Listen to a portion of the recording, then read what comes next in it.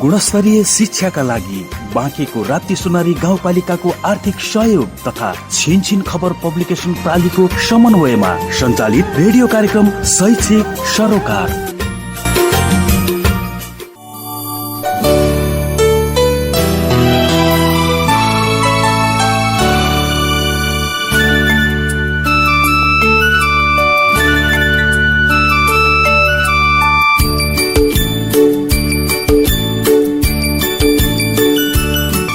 नमस्कार, कार्यक्रम शैक्षिक सरोकारको दोस्रो अङ्कमा स्वागत छ। म सावित्री गिरी। रेडियो कार्यक्रम शैक्षिक सरोकार रेडियो कृष्णसार एफएम 94 मेगाहर्जमा प्रत्येक हप्ताको सोमबार र बिहीबार साँझ 6 बजे प्रसारण हुने गर्छ।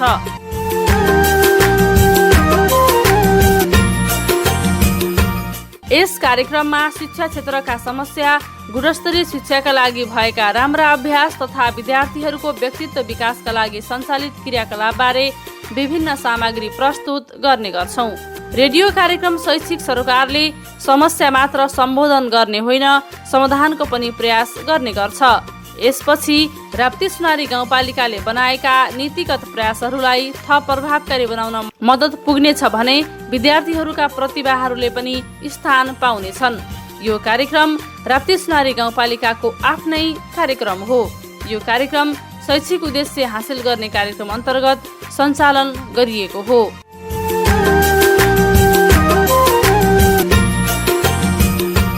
मानव विकासको आधारशिला शिक्षा हो भन्ने कुरामा कसैको दुई मत छैन। शिक्षाले जङ्गल र गुफामा बस्ने मानव समुदायलाई वर्तमान समयको विकसित मानव समूहमा विकसित गराएको छ। वर्तमान समयमा विश्वमा विभिन्न विषय र प्रविधिहरूका शिक्षा र सिपको विकास भइरहेको छ। यो विकास सँगसँगै विश्व विकासको क्रममा अघि बढिरहेको छ। शिक्षाका माध्यमद्वारा अघि बढेका देशहरूको शिक्षा नीति र प्रविधिहरू भित्र्याएर विकसित हुने प्रतिस्पर्धामा अल्प विकसित र विकासोन्मुख देशहरू विकासको बाटोमा अघि बढ्ने प्रयास गरिरहेका छन्। यो प्रयासलाई बढावा दिन बाँकेको राप्ती सुनारी गाउँपालिका पनि लागि परेको छ।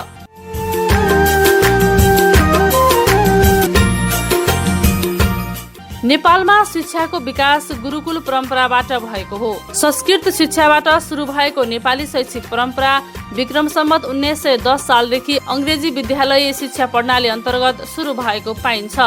राणा शासनको अन्त्यपछि देशमा अङ्ग्रेजी प्रणालीका शिक्षालय धमाधम खुले तापनि देशभर एकरूपको शिक्षा प्रणाली भने विक्रम सम्वत 2028 सालको राष्ट्रिय शिक्षा योजनाको पद्धतिबाट सुरु भएको पाइन्छ। त्यसपछि विभिन्न संशोधन र विभिन्न कार्यक्रमहरूबाट नेपालको शैक्षिक क्रियाकलाप अगाडि बढ्दै गइरहेको छ। यही प्रणालीभित्र नेपालमा दुई प्रकारका शिक्षा प्रणालीको विकास भइरहेको पाइन्छ। वर्तमान अवस्थामा करिब 40 वर्ष अघिदेखि निजी आवासीय विद्यालयको स्थापना भएको पाइन्छ। त्यही समयदेखि नेपालमा दुई प्रकारका शैक्षिक नागरिकहरूको उत्पादन भएको पाइन्छ। कार्यक्रममा अब सुनौं शैक्षिक सुधारका लागि बाँकेको राप्ती सुनारी गाउँपालिकाले खेलेको भूमिका तथा काम गर्दा आएका समस्याबारे बाँकेको राप्ती सुनारी गाउँपालिकाका शिक्षा शाखा प्रमुख जीवन नेउपानेसँग गरिएको कुराकानी। राप्ती सुनारी गाउँपालिकाले अब हाम्रो शैक्षिक स्तर वृद्धि गर्नका लागि हामी गाउँपालिका स्तरमा विभिन्न थुप्रै कार्यक्रमहरू गरेका छौँ र त्यो मध्येको मुख्य कार्यक्रम चाहिँ हामी यो शिक्षण सुधारको लागि खास गरी हाम्रो राप्ती सुनारी गाउँपालिकामा शिक्षकहरूको एकदमै अभाव छ। त्यो हिसाबले हामीले शिक्षक व्यवस्थापनको पाटो मुख्य रूपमा त्यो हेरेका छौँ भने अनि शैक्षिक तालिम विद्यालयमा अब अहिले सामुदायिक विद्यालयहरूमा पनि विद्यालयमा बस चलाउनुपर्छ भनेर स्कुल बसको कन्सेप्टमा स्कुल बसको कार्यक्रम पनि छ र अन्य विविध शिक्षासँग सम्बन्धित विद्यालयमा विद्यार्थीहरूको नियमितताको लागि विभिन्न अनुगमन निरीक्षणका कार्यक्रम लगायतका कार्यक्रमहरू सञ्चालनमा छ। जुन नयाँ योजनाका साथ तपाईँहरूले काम गरिरहनु भएको छ होइन, यो क्षेत्रलाई एउटा शैक्षिक हिसाबले चाहिँ कसरी अध्ययन गर्नुभएको छ? हाम्रो यो राप्ती सुनारी गाउँपालिका अब आफैमा विकट जस्तो गाउँपालिका छ। यहाँ अब अहिले पनि करिब 2-3वटा वडामा चाहिँ विद्युतकै अभाव छ। त्यसले गर्दाखेरि हाम्रो शिक्षामा पनि त्यसले प्रत्यक्ष प्रभाव पारिरहेको छ भने अर्को यहाँ चाहिँ मुख्य समस्या भनेको चाहिँ शिक्षकको समस्या हो। हाम्रो यहाँ करिब 20वटा माध्यमिक तहको विद्यालय छ र जसमा माध्यमिक तहको दरबन्दी भनेको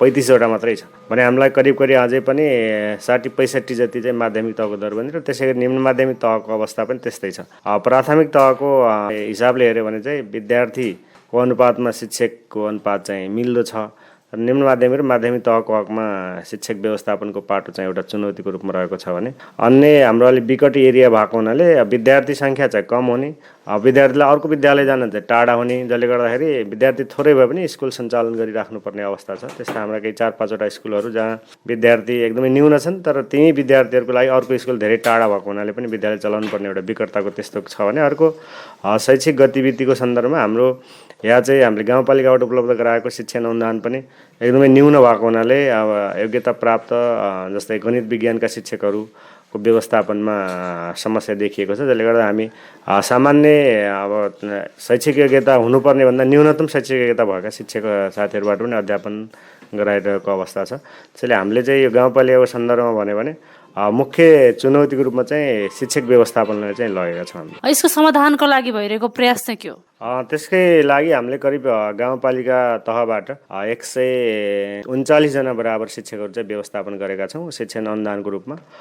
त्यसका लागि हामी एकदमै न्यून सहयोग गरेका छौँ भन्नुपर्छ, किन भन्दा प्राथमिक तहको शिक्षकलाई 10,000 र निम्न माध्यमिक तहको शिक्षकलाई 15,000 र माध्यमिक तहको शिक्षकलाई 20,000 पैसाको रूपमा हामी गाउँपालिकाबाट उपलब्ध गराउँछौँ। त्यसले चाहिँ अहिले आधारभूत तहमा चाहिँ हामीले कुनै पनि शुल्क नलिने कुरा जुन नेपाल सरकारको हाम्रो संवैधानिक हक अन्तर्गत पनि छ, त्यसलाई पनि हामीले कार्यान्वयन गरेका छौँ र हाम्रो अहिले निम्न माध्यमिक तहसम्म शिक्षक व्यवस्थापनबाट हामीले सम्पूर्ण लगिसकेपछि विद्यालयमा कुनै पनि शुल्क लिने अवस्था छैन सामुदायिक विद्यालयहरूको हकमा र अन्य हामीले शैक्षिक सामग्रीहरू पनि वितरण गर्ने कार्यक्रम राखेका छौँ। त्यसैले शिक्षकको व्यवस्थापनलाई चाहिँ हामीले करिब हाम्रो अहिले पनि शिक्षक व्यवस्थापनको लागि गाउँपालिका तहबाट 2,40,00,000 बराबरको पैसा चाहिँ जान्छ विद्यालयहरूमा। त्यसलाई हामीले मुख्य प्राथमिकता रूपमा नै राखेका छौँ। विद्यार्थीहरूको शैक्षिक उद्देश्य हासिल गर्ने कामलाई सफल बनाउनको लागि भौतिक व्यवस्थापन सँगसँगै विद्यार्थीहरूको क्षमता अभिवृद्धिमा पनि जोड दिनु भएको छ। त्यो हामीले गरेका छौँ। विद्यार्थीहरूलाई एकदमै सक्रिय रूपमा चाहिँ शिक्षण सिकाइ क्रियाकलाप सञ्चालन गर्नका लागि हामीले गत वर्ष पनि विद्यालयमा उपचारात्मक शिक्षण विधि चाहिँ लागू गर्नुपर्छ भनेर हामीले गाउँपालिका लेभलबाटै जुन विद्यार्थीहरू चाहिँ नियमित शिक्षण सिकाइ क्रियाकलापमा कमजोर देखिएका छन् तिनीहरूलाई चाहिँ थप समय पनि शिक्षण सिकाइ क्रियाकलापमा संलग्न गराउने गरी शिक्षकहरूलाई हामीले थप प्रोत्साहन दिएर बिहान बेलुका पनि शिक्षकलाई व्यवस्थापन गर्ने काम गरिएको थियो। बिचमा यो कोभिड-19को कारणले स्कुलहरू चाहिँ बन्द रहेको कारणले गर्दा त्यो काम चाहिँ हाम्रो निरन्तर हुन सकेको छैन। अहिले फेरि हामी यो वर्ष फेरि त्यो कार्यक्रमलाई निरन्तरता दिन खोजिरहेका छौँ। त्यसैले हामीले शिक्षक र विद्यार्थीको एक्टिभ या सक्रियतालाई बढाउनका लागि विभिन्न अन्य शैक्षिक गतिविधि र अधिकृत क्रियाकलापका कार्यक्रमहरू पनि सञ्चालन गरिरहेका छौँ। उपचारात्मक शिक्षण विधि यो भनेको चाहिँ के हो? यसलाई चाहिँ हामीले अब सामान्यतया स्कुलमा विद्यालयमा आउने बालबालिकाहरू सबैको सिक्ने क्षमता चाहिँ एउटै प्रकारको हुँदैन। शिक्षकले कक्षा कोठामा नियमित रूपमा शिक्षण सिकाइ क्रियाकलाप गराउनुहुन्छ। त्यो गराउँदै गर्दा जसले पाठ्यक्रमको जुन तह छ त्यो अनुसार सजिलै उपलब्धिहरू हासिल गर्छन् तिनीहरू अब सक्षम विद्यार्थीको रूपमा रहने भयो र अन्य जो सिकाइको जुन तह छ या लेभल छ त्यो कम ढिलो सिक्ने प्रकारका बालबालिकाहरू पनि विद्यालयमा हुन्छन् र तिनीहरूलाई हामीले विद्यालयको समयभन्दा थप समयमा शिक्षण सिकाइ क्रियाकलापमा संलग्न गराउने र अन्य सरह बनाउने जुन हाम्रो प्रक्रिया छ त्यसलाई चाहिँ उपचारात्मक रूपमा हामीले व्याख्या गरेका छौँ र त्यही अनुसार कार्यान्वयनमा पनि अघिल्लो वर्ष गरिएको बिचमा फेरि हामी यसलाई चाहिँ निरन्तरता दिने प्रयासमा छौँ। शिक्षण विधिका लागि योग्य जनशक्ति छ कि छैन, यदि छैन भने त्यो निर्माण गर्नका लागि यहाँहरूले तालिम लगायतका व्यवस्थापनका कुराहरूमा चाहिँ कसरी काम गरिरहनु भएको छ? खास गरी प्राथमिक तह र आधारभूत तह या निम्न माध्यमिक तहसम्मका शिक्षकहरूलाई सबैजनालाई हामीले एकपटक तालिम दिएका छौँ र हाम्रो गाउँपालिका लेभलमा उपचारात्मक शिक्षण का प्रशिक्षक लिनुभएका 20 जना शिक्षक साथीहरू हुनुहुन्छ। उहाँले चाहिँ प्राथमिक तह र निम्न माध्यमिक तहमा अध्यापन गर्ने सर म्याडमहरूलाई हामीले गत वर्ष 5 दिन बराबरको तालिम दिएका थियौँ। यो अघिल्लो वर्ष भनौँ यो कोभिडभन्दा अघि। त्यसैले त्यो तालिमको व्यवस्थापन गरिएको छ र त्यही अनुसार कार्यान्वयनमा पनि भएको थियो। अब सञ्चालित कार्यक्रमको प्रभावकारिताको लागि भइरहेका प्रयासहरू चाहिँ कस्ता छन् त? प्रभावकारिताको लागि हामीले अब विद्यालयमा नियमित निरीक्षण अनुगमनको कुरालाई पनि जोडेका छौँ। जस्तै हामी अब अहिले वर्षदेखि या लगतै हामी गाउँपालिका लेभलबाट थप जनशक्ति व्यवस्थापन गरेर नियमित अनुगमन निरीक्षणलाई चाहिँ बढाउने र विद्यालयहरूमा अभिभावकहरूको संलग्नता बढाउनका लागि विविध कार्यक्रम अभिभावकको भेला अभिभावक शिक्षा जस्ता कार्यक्रमहरूलाई पनि हामीले जोडिरहेका छौँ र अब यो कोभिड पछि हामी यसलाई अलि सशक्त रूपमा चाहिँ अगाडि बढाउन सुरु गरिरहेका छौँ। अब अभिभावकहरूलाई किन सँगसँगै जोडेर लैजान जरुरी छ गुणस्तरीय शिक्षाको लागि? हामी अब सामान्यतया 3 पिलरको पनि कुरा गर्छौँ, विद्यार्थी शिक्षक र अभिभावक। 3वटाको संलग्नता भएन भने हाम्रो शैक्षिक गतिविधि या शैक्षिक स्तर जुन हो या सिकाइ उपलब्धि जे रूपमा लिनुपर्ने हो त्यो सम्भावना हुँदैन। किन भन्दा विद्यार्थीहरू विद्यालयमा करिब 6-7 घन्टा मात्रै रहने र अन्य समय चाहिँ घरमा रहने।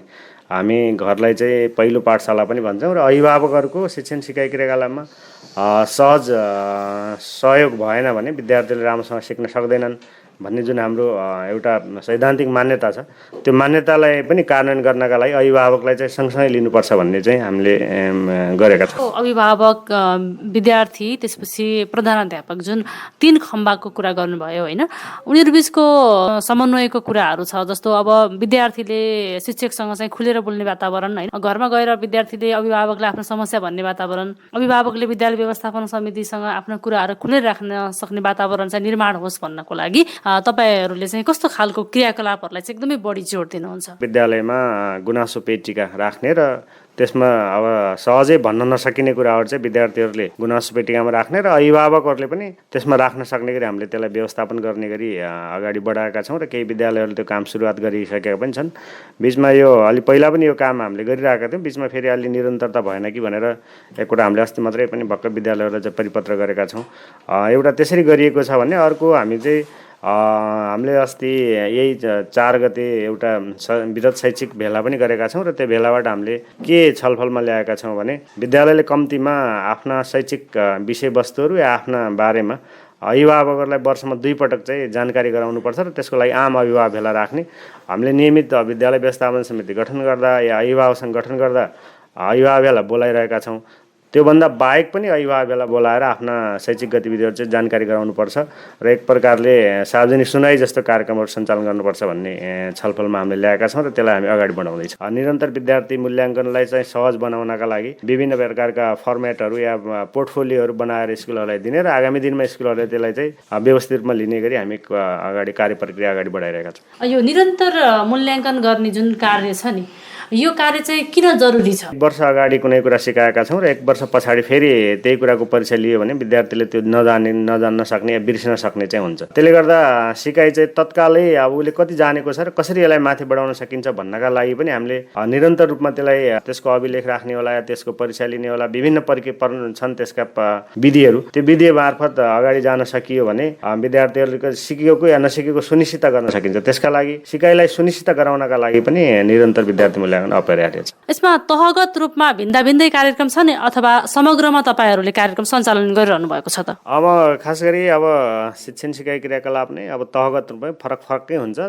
तल्लो तहमा चाहिँ हामी अब कक्षा शिक्षणकै रूपमा शिक्षण सिकाइ क्रियाकलाप अगाडि बढाउने कक्षा 1 देखि 3 कक्षासम्म चाहिँ बसाइ व्यवस्थापनलाई पनि हामीले फ्लोर सिटिङमा अब बेन्च डेस्क नराखेर कार्पेटिङ गरेर तिनीहरूको बसाइ व्यवस्थापन गर्ने। कक्षा 1 देखि 3 कक्षासम्म चाहिँ कक्षा शिक्षण एउटा शिक्षकले चाहिँ सबै विषय पढाउने जुन कन्सेप्ट छ त्यो आधारमा पढाउने व्यवस्थापन गर्ने छ भने त्योभन्दा माथि चाहिँ विषयगत रूपमा शिक्षणको रूपमा लगिएको छ र हामीले भर्खरै मात्र राष्ट्रपति रनिङ सिल र गाउँपालिका अध्यक्ष कपको कार्यक्रम पनि सञ्चालन गऱ्यौँ। त्यसमा पनि हामीले आधारभूत तहको हकमा छुट्टै र माध्यमिक तहको हकमा छुट्टै प्रतिस्पर्धा गराएर त्यसरी तहगत रूपमा पनि फरक तरिकाले जाने चाहिँ केही प्रयास गरिएको छ।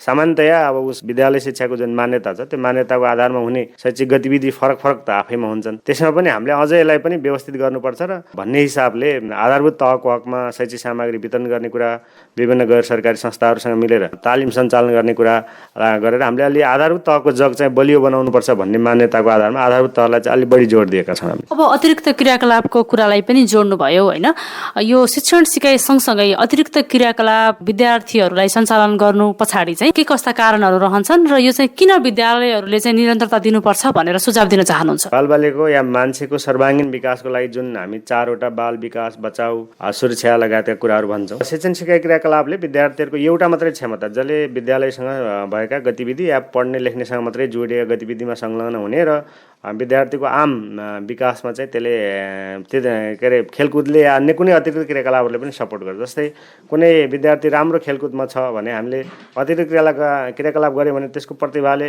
राष्ट्रिय अन्तर्राष्ट्रिय रूपमा पनि चिनिने अवस्था चाहिँ सिर्जना हुन्छ र अन्य अनुशासनको कुरा, सहभागिताको कुरा र सबैसँग मिलेर बस्न सक्ने कुरा, सबै कुरामा चाहिँ अतिरिक्त क्रियाकलापले जोड दिन्छ। जस्तै हामी शिक्षण सिकाइ क्रियाकलाप मात्रै गऱ्यौँ भने उसको अन्य प्रतिभा चाहिँ विकास हुन सक्दैन। त्यसका लागि पनि अतिरिक्त क्रियाकलाप अत्यन्त अपरिहार्य छ र त्यसले थप के गर्छ भने नियमित शिक्षण सिकाइ क्रियाकलापमा पनि सहयोग गर्छ। जस्तै खेलमा यदि हो भने खेलमा अनुशासनको कुरा सिकेको हुन्छ र अनुशासनले गर्दा उसको पढाइको स्तर पनि बढ्ने सम्भावना हुन्छ भन्ने अन्य कुनै रचनाको कुरा होला गीत कथा कवितै नै लेख्यो भने पनि त्यसले शिक्षण सिकाइ क्रियाकलापसँग जुन कुरा हामीले सिकाउन खोजेका हुन्छन् त्यसैलाई नै थप टेवा पुर्याउने भएको हुनाले अतिरिक्त क्रियाकलाप चाहिँ विद्यालयमा अनिवार्य छ र हामीले विद्यार्थीको सर्वाङ्गीण विकासको लागि अतिरिक्त क्रियाकलाप चाहिँ र शिक्षण सिकाइ क्रियाकलापलाई थप बलियो बनाउनका लागि पनि त्यो अत्यन्त आवश्यक छ। यस वर्षमा सञ्चालित जति पनि शैक्षिक कार्यक्रमहरू भए क्रियाकलापहरू भए होइन प्रभावकारिताका आधारमा हेर्नु पर्दाखेरि त्यसलाई हामीले बुदागत रूपमा भन्नु पर्दाखेरि के भन्न सक्छौँ? हामीले गरेका शैक्षिक क्रियाकलापहरू अब हामी विद्यार्थीको अवस्था कस्तो छ के छ र उनीहरूलाई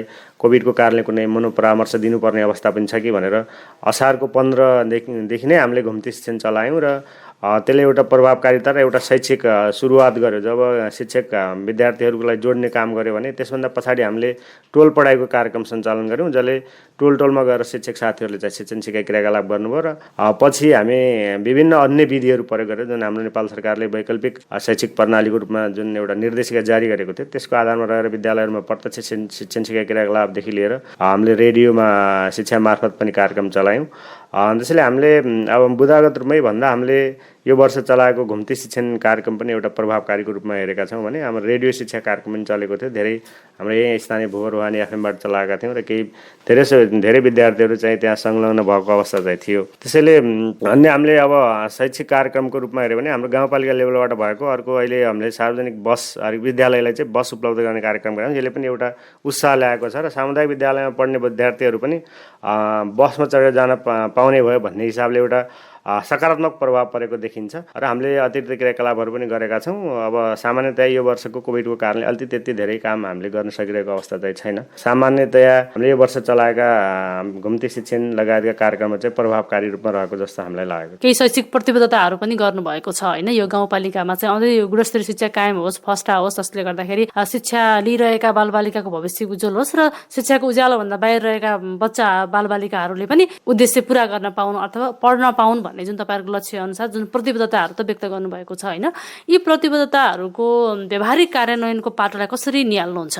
हामीले यही चैतको 4 गते एउटा आम भेला या वृहत शैक्षिक भेला भनेर विद्यालय व्यवस्थापन समिति अध्यक्ष विद्यालयका प्रधानाध्यापक र शैक्षिक सरकार राख्ने अन्य यहाँका स्थानीय सरकारी गैर सरकारी संस्थाका प्रतिनिधिहरू र गाउँ कार्यपालिका अन्तर्गत वडा अध्यक्षज्यूहरू र कार्यपालिकासँग समग्र टिम बसेर एउटा छलफल गरेका छौँ। हामीले करिब 40वटा बुदामा चाहिँ छलफल गरेका थियौँ। त्यसलाई चाहिँ हामीले कसरी लगेका हौँ भने हामी निरन्तर एउटै व्यक्तिले एउटा कुनै काम गरिरहेको छ र त्यो कस्तो अवस्थामा छ भन्ने कुरा जानकारी दिन र लिनका लागि र यसलाई अझ ठोस रूपमा विद्यालय तहमा कसरी शिक्षण सिकाइ क्रियाकलाप सञ्चालन गर्न सकिन्छ भन्ने आधारमा हामीले यो प्रतिबद्धता गराउने काम गरेका थियौँ र यो अझ अन्तिम रूप दिने त्यहाँ दिएका विभिन्न सुझावहरूलाई समेटेर हामी 1-2 दिनभित्रै त्यसको एउटा प्रतिवेदन जस्तो सार्वजनिक गर्दैछौँ र त्यो विद्यालय तहमा हामी सबै विद्यालयमा त्यो पठाउँछौँ र विद्यालयले फेरि आफ्ना सरकारवालाहरू को हुन् त तिनीहरूलाई राखेर त्यस्तै प्रकारको प्रतिबद्धता गराउने र विद्यालयमा एउटा सुव्यवस्थित वातावरण सिर्जना हो। जसरी अभिभावकले के गर्नुपर्ने हो, गाउँपालिकाले के गर्नुपर्ने हो, प्रधानाध्यापकको दायित्व के हो, शिक्षकको दायित्व के हो, यो हाम्रा यी नियममा कानुनमा प्रष्ट छ। तर हामी सबै चाहिँ त्यो प्रति सरकार नराखेको हुनाले गर्दाखेरि कानुनमा नियममा हुँदाहुँदै पनि त्यो कार्यान्वयन भइरहेको अवस्था छैन। त्यसलाई चाहिँ अलिक कार्यान्वयन लेभलमा जानुपर्छ भनेर हामीले प्रतिबद्धता गराएका छौँ र गरेका छौँ। हाम्रो पालिका लेभलबाट पनि त्यो प्रतिबद्धता भएको छ। यसलाई हामी विद्यालय तहमा कार्यान्वयनमा लैजानेछौँ र त्यसका लागि अब हामीले सायद 1-2 दिनभित्रै त्यो काम पनि अगाडि बढ्छ होला। 2 जना चाहिँ थप हामीले रिटायर अवकाश प्राप्त शिक्षक साथीहरूलाई पनि लगेर अनुगमन चाहिँ कसरी विद्यालयमा जान सकिन्छ भनेर अनुगमनको पाटोलाई पनि त्यो कार्यान्वयन भयो कि भएन भनेर अनुगमनको पाटोलाई पनि जोड्ने तर्खर गरिरहेका छौँ। यी 40वटै प्रतिबद्धता निर्माण गर्नुका आधारहरू चाहिँ के छन्? यसको त हामीले खास गरी हाम्रो अहिले विद्यमान कानुन नियममा के व्यवस्था छ र त्यसलाई व्यावहारिक रूपमा कसरी कार्यान्वयन गर्न सकिन्छ भन्ने हाम्रो मुख्य आधार भनेको त हाम्रो संवैधानिक जुन व्यवस्था छ र कानुनले जे कुरा दिएको छ त्यसैलाई प्रभावकारी बनाउने हामीले संविधान ऐनमा भएका व्यवस्थाहरूलाई चाहिँ मुख्य आधारमा लिएका छौँ भने हाम्रो यहाँको वास्तविक अवस्था के छ त भन्ने आधारको लागि चाहिँ आम भेला बोलाइएको उहाँहरूलाई कस्तो लाग्छ त यसमा भएका प्रावधानहरू कार्यान्वयन गर्न सकिन्छ कि सक्दैन भन्ने हिसाबले यहाँको वास्तविक अवस्था र कानुनी प्रावधान जुन छन् त्यसैलाई नै आधार लगाएर गरिएको। तपाईँले चाहिँ यी 40 बुदा मध्येमा चाहिँ कुन बुदामा चाहिँ अलिकति जटिलता देख्नुहुन्छ जसलाई चाहिँ कार्यान्वयन तत्काल गर्न असहज छ? हामीले त्यहाँ पनि अब छलफल गर्दा सबैका धेरै राय प्रतिक्रिया आएको थियो। जस्तै हामीले विद्यालयमा कम्तीमा शिक्षकले चाहिँ सूचना प्रविधिको प्रयोग गर्नका लागि एक शिक्षक एक ल्यापटप हुनुपर्छ भन्ने जुन हामीले त्यहाँ प्रतिबद्धतामा राखेका छौँ र उहाँहरूको बुझाइ कस्तो भयो भने कसले किनिदिने हो, यसको पैसा चाहिँ कसले दिने हो भन्ने कुरा चाहिँ थियो। हामीले त्यहाँ सहजीकरणमा के पनि भनेका थियौँ भने अहिले जसरी हामीलाई मोटरसाइकल चाहिएको छ, मोबाइल चाहिएको छ, त्यसै गरी ल्यापटप पनि एउटा अनिवार्य वस्तु हो शिक्षाका लागि, त्यो अरूले व्यवस्थापन गर्ने होइन, यो हामी आफैले गर्नुपर्छ भन्ने प्रकारले हामी त्यहाँ सहमति या छलफलमा ल्याएका छौँ। एउटा त्यो कुरामा रहेको थियो भने हामीले अर्को विद्यालय तहको अब यो वर्ष त यसै पनि कोभिडको कारणले गर्दाखेरि विद्यालयको शिक्षण शिक्षा क्रियाकलापको समय चाहिँ कम भएको छ। हामीले त्यसलाई अब विद्यालय चाहिँ 9:45 विद्यालय खोल्ने र 10 बजेदेखि नै स्कुल सञ्चालन गर्ने कुरामा पनि अब धेरैको चासो रहेको थियो। कसरी हामी अलि अगाडि नै कसरी खोल्न सक्छौँ, हाम्रा समस्या हुन सक्छन् भन्ने कुरा थियो भने अर्को शिक्षक व्यवस्थापन अन्तर्गत दरबन्दीको पाटो चाहिँ कसरी व्यवस्थापन गर्न सकिन्छ भन्ने कुरा रहेको थियो। त्यसैले यस्तै सूचना प्रविधिको कुरा, शिक्षक व्यवस्थापनको कुराहरूमा चाहिँ उहाँहरूको चासो पनि थियो र हामीले त्यसलाई चाहिँ अब त्यो अलिक कार्यान्वयन गर्न सकिँदैन कि विषयगत शिक्षक व्यवस्थापन कसरी गर्ने भन्ने कुरा चाहिँ एउटा चुनौतीको रूपमा रहेको छ र त्यो छलफलमा पनि त्यो कुरा आयो। अब तपाईँहरूले प्रतिबद्धता पत्र पनि यसलाई चाहिँ एउटा प्रतिवेदन बनाएर प्रस्तुत गर्दै हुनुहुन्छ। अब त्यो प्रतिवेदनमा चाहिँ यी कुराहरूलाई चाहिँ कसरी सम्बोधन गर्नुहुन्छ त? त्यसलाई हाम्रो त्यहाँ छलफलमा पनि आएको थियो। जस्तै तहगत रूपमा चाहिँ कुन तहले के गर्नुपर्छ भन्ने कुरा चाहिँ अलि स्पष्ट भएन भन्ने कुरा थियो। त्यसैले हामी अब तहगत रूपमा पनि केही हामीले बनाएका प्रतिबद्धतालाई एउटा कार्ययोजनामा लिनुपर्छ जस्तो लाग्छ। जस्तै प्राथमिक तह कक्षा 1-5 चलेको विद्यालयले के काम गर्ने, अभिभावकहरूको कुरा स्पष्ट भूमिका के हो, माध्यमिक तहमा हामीले सिकाइ स्तर हाम्रो कति छ र कहाँ पुर्याउने, सिकाइ उपलब्धिको स्तर कहाँ पुर्याउने लगायतका कुराहरूलाई चाहिँ हामी तहगत रूपमा पनि छुट्टा छुट्टै बनाउने र त्यसको ठोस एउटा कार्ययोजना बनाएर कार्यान्वयन चरणमा पुर्याउने हाम्रो लक्ष्य रहेको छ। अब आगामी दिनका योजनाहरू चाहिँ के छन् जसले गर्दाखेरि यो शैक्षिक क्षेत्रलाई चाहिँ अझै उज्जवल बनाउन सकियोस्, राप्ती सुनारी गाउँपालिकालाई चाहिँ एउटा नमुना गाउँपालिकाको रूपमा शिक्षामा विकास गर्न सकियोस् भन्नको लागि चाहिँ कसरी काम गर्ने एउटा योजना बनाउनु भएको छ? हाम्रो गाउँपालिकाको हाम्रो आदरणीय अध्यक्षज्यू लगायत हामी सबैको एउटा अब आगामी दिनमा चाहिँ हामीले अहिले पनि शिक्षक व्यवस्थापनको पाटोलाई अघि पनि मैले भने यो चाहिँ हाम्रो चुनौतीको रूपमा रहेको छ। त्यसैले प्रधानाध्यापकदेखि सबैको चाहिँ विषयगत व्यवस्थापनको एउटा पाटो त्यसलाई चाहिँ कसरी लिने भनेर अर्को वर्षदेखि विषयगत रूपमा नै शिक्षक व्यवस्थापनतिर लाग्ने भन्ने कुरा भएको छ भने हामीले विभिन्न शैक्षिक विद्यार्थीहरूको छात्रवृत्तिको कुरालाई पनि जोडेका छौँ। अब विद्यालय बाहिर रहेका बालबालिकाहरूलाई विद्यालयमा कसरी भित्र ल्याउने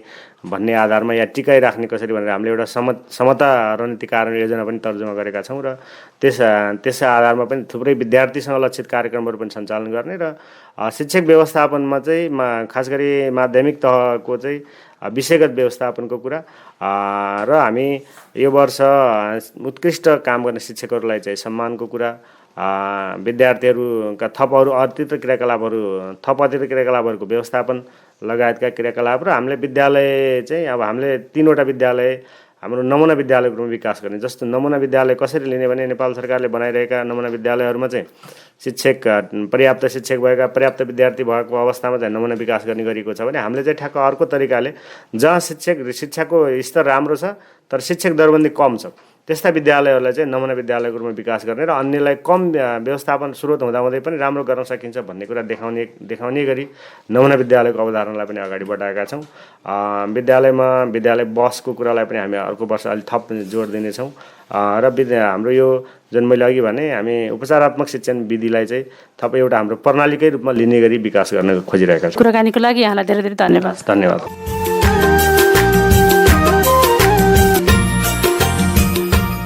बाँकेको राप्ती सुनारी गाउँपालिकाका शिक्षा शाखाका प्रमुख जीवन न्यौपानेले भने झैं अबको शिक्षा भनेको समय सापेक्ष, प्रविधि मैत्री, बाल मैत्री र स्थानीय आवश्यकतामा केन्द्रित हुनुपर्छ। अब प्रविधि मुलुकको सार्वभौमिकता र स्थानीय पहिचान र आवश्यकता बुझेको साथै मुलुकलाई आवश्यक दक्ष जनशक्ति उत्पादन गर्न सक्ने शिक्षक हुनुपर्छ। साथै गुणस्तरीय शिक्षाका लागि राप्ती सुनारी गाउँपालिकाले पनि निशुल्क शिक्षामा जोड दिएको छ। दीर्घकालीन योजनाका साथ सबैका लागि शिक्षा, स्वावलम्बनका लागि शिक्षा अनि समृद्धिका लागि शिक्षा भन्ने कुरालाई मुख्य रूपमा जोड दिएको छ।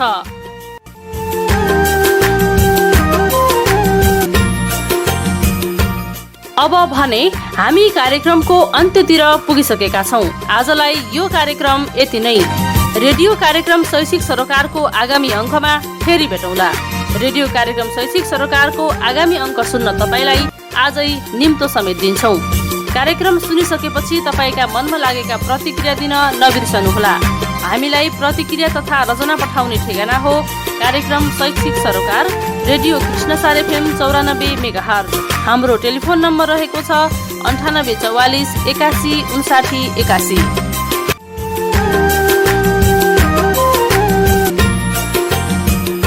हामी फेरि नयाँ विषयवस्तुका साथ उपस्थित हुने नै छौँ। त्यतिन्जेलसम्मका लागि कार्यक्रम उत्पादन सहयोगी साथीहरूसँगै म सावित्री गिरी पनि बिदा हुन्छु। नमस्कार।